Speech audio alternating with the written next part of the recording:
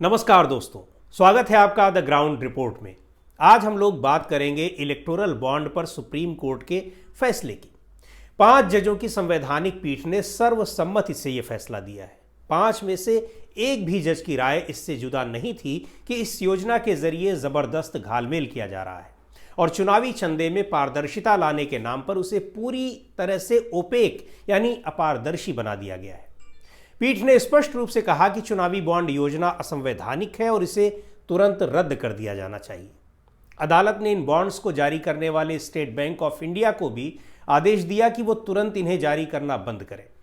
इसके अलावा एसबीआई को यह भी आदेश दिया गया कि वो अभी तक किस राजनीतिक दल को कितने चुनावी बॉन्ड मिले हैं, इसके बारे में विस्तृत जानकारी 6 मार्च तक चुनाव आयोग को मुहैया कराएं और 13 मार्च तक उस जानकारी को अपनी वेबसाइट पर प्रकाशित करें ताकि हर कोई जान सके कि किस दल को कितना चंदा मिला।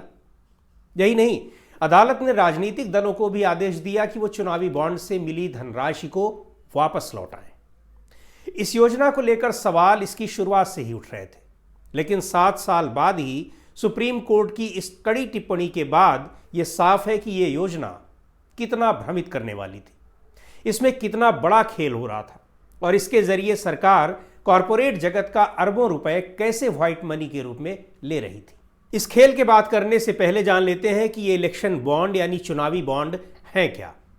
दरअसल ये भारत में राजनीतिक दलों को चंदा देने की एक योजना थी जिसकी घोषणा 2017 के केंद्रीय बजट में की गई थी और इसे 2018 में लागू किया गया था।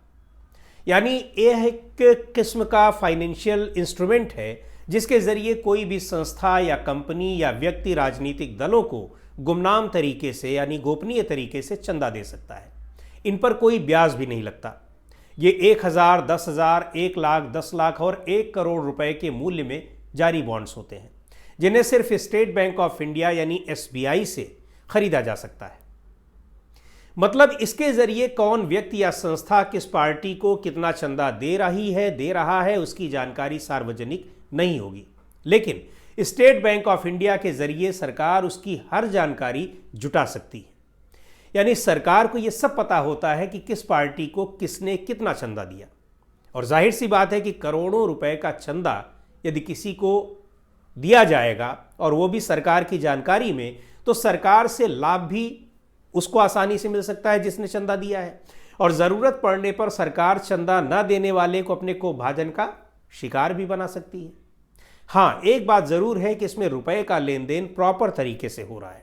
मतलब चंदा देने वाले को बॉन्ड के मूल्य के बराबर की धनराशि एसबीआई की अधिकृत शाखा में जमा करानी होती है और यह भुगतान सिर्फ चेक या डिजिटल प्रक्रिया के जरिए ही किया जा सकता है। बॉन्ड कोई भी व्यक्ति और कोई भी कंपनी खरीद सकती है। कोई कितनी बार बॉन्ड खरीद सकता है, इसकी कोई सीमा नहीं है। जिस पार्टी के नाम से बॉन्ड लिया गया है उसे 15 दिनों में इसे भुना लेना होता है यानी कैश करा लेना होता है 15 दिनों के भीतर, और 15 दिन से ज़्यादा अगर हो जाएगा वो भी एक बहुत बड़ा खेल है। वो क्या है कि अगर 15 दिनों से आगे चला गया यानी आपने बॉन्ड लिया, बॉन्ड को कैश नहीं कराया, तो 15 दिनों के बाद एसबीआई बॉन्ड की धनराशि को प्रधानमंत्री राहत कोष में जमा करा देगी। और यह आपको पता ही है कि जैसे बॉन्ड किसने दिया और किसको दिया ये आप आरटीआई के जरिए नहीं जान सकते हैं क्योंकि आरटीआई की सीमा से इसको बाहर रखा गया है। वैसे ही पीएम राहत कोष में आप आरटीआई के जरिए कोई जानकारी नहीं ले सकते हैं। सारी जानकारी सिर्फ किसके पास रहेगी? सरकार के पास रहेगी। मतलब सीधे तौर पर यह एक गुप्त फंडिंग प्रणाली है जिस पर किसी भी संस्था का कोई नियंत्रण नहीं है। जबकि जिस वक्त इस योजना को इंट्रोड्यूस किया गया था तब के वित्त मंत्री अरुण जेटली ने 2017 के अपने बजट भाषण में कहा था कि इस योजना को राजनीतिक दलों की फंडिंग में पारदर्शिता लाने के लिए लाया जा रहा है। सरकार का यह भी तर्क है कि इस योजना के जरिए उसी पार्टी को चंदा मिल सकता है जो लोक प्रतिनिधित्व अधिनियम 1951 के तहत पंजीकृत होती है और उसके लिए एक और शर्त अनिवार्य होती है कि उस पार्टी को पिछले लोकसभा या विधानसभा चुनाव में कुल पड़े मतों का कम से कम 1% मत मिला हो, यानी जो रजिस्टर्ड पार्टीज हैं और जो जिनकी एक आइडेंटिटी है।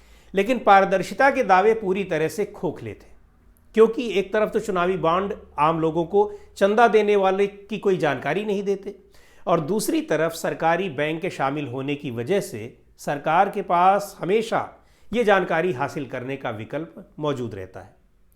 इसके अलावा कंपनियां कितना राजनीतिक चंदा दे सकती हैं, इसकी सीमा को भी हटा दिया गया था। कंपनीज एक्ट 2013 की अगर हम बात करें तो इसके तहत कोई भी कंपनी पिछले 3 साल के जो उनका औसत नेट लाभ होता है, नेट प्रॉफिट होता है, उसके 7.5% मूल्य के बराबर ही किसी राजनीतिक दल को चंदा दे सकती है। लेकिन चुनावी बॉन्ड में इस सीमा को हटा दिया गया, जिसकी वजह से बड़े कॉरपोरेट घराने जितना चाहें किसी पार्टी को, राजनीतिक दल को कितना भी चंदा वो दे सकते हैं। और चंदा मिला किसे और कितना, यदि इस पर एक नज़र डाल लेंगे तो सारा खेल ही समझ में आ जाएगा।